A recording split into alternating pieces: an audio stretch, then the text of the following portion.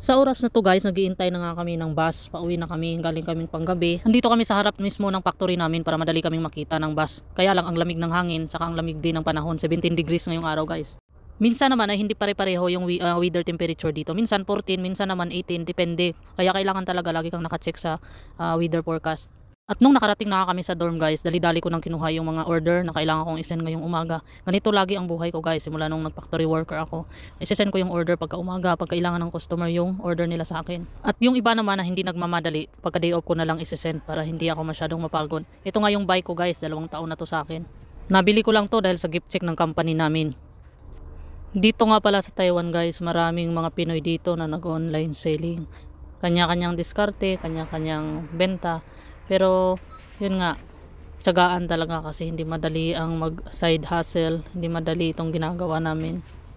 At andito na nga ako guys sa loob ng 7-Eleven. Nag-iisip ako kung anong kakainin ko. At ito na nga, kumuha na ako ng spaghetti at orange juice. Alam nyo ba guys, sa tagal ko dito sa Taiwan, siguro yung nag-factory ako, isa yun sa mga panahon na kung saan naramdaman ko yung freedom sa oras. Panahon na wala masyado kong inaalala paglabas ko ng trabaho.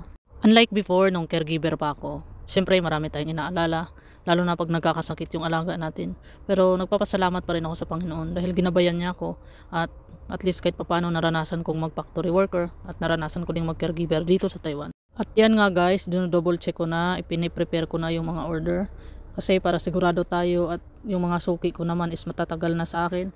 Malaking bagay nga pala guys yung ganito na meron akong extra income kasi hindi ko napapansin yung araw dito sa Taiwan. Hindi ko napapansin, ulang taon na pala ako dito, 6 na buwan, kamakailan lang.